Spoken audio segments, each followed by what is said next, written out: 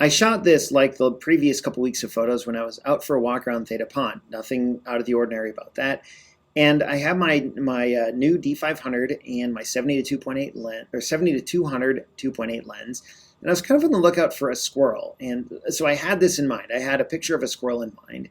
And that lens is pretty good for, so I've heard, pretty good for capturing wildlife like this. Well, okay, so I know it's good at capturing action, and I figured it would be good at capturing a squirrel, so I was out to find a squirrel. And I found this squirrel here in another tree and just kind of casually walked in its vicinity and tried to see if it would let me get a picture. And it didn't. It ran away. Or I guess it kind of walked briskly away. And so I followed it for a little ways.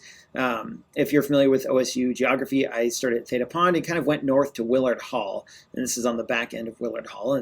And this squirrel went up on this elevated kind of terrace and was looking out at me.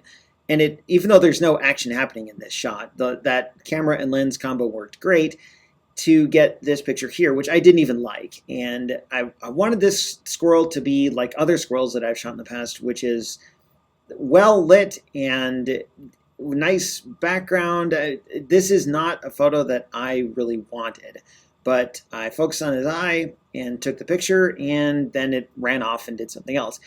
So I figured, well, okay, it's at least I tried. At least I got a 5-minute walk around the pond, no big deal.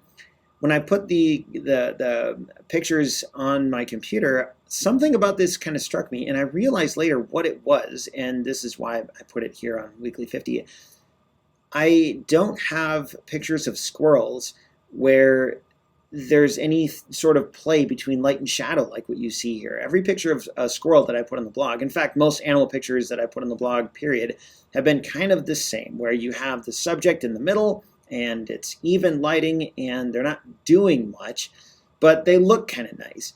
This is a little different because this squirrel looks like he was caught in the act, which is why I've called the photo Caught in the Act. But it's also got this shadow pattern from this tree that is across his back, kind of smeared across his back almost. And that creates an interesting look that I haven't done in any other photos, or haven't been able to capture. And the fact that his eye is like right in the middle of this bright spot looking at me, like he noticed me watching him with this acorn in his mouth. This photo ended up with like a sense of liveliness to it that I have not really gotten before. Almost like I was spying on this little creature from a secret hideout or something, and then it realized me suddenly. And that's not really what happened, but I don't know. It's just a different type of photo for me, and it made me rethink how I approach taking pictures of animals. And yes, it's nice to get a photo where all the lighting is great and the background is evenly lit and everything else, but there's something about this particular photo where it's almost more true to life, I guess, where there's something interesting happening that I happen to catch, as opposed to like a portrait of a squirrel. That makes this photo a little more interesting. And so I'm going to try and do more like this. I don't know if I can, I can't stage a photo like this, but I'm going to try and be on the lookout for stuff like this and see if I can't do more to actually make photos like this happen.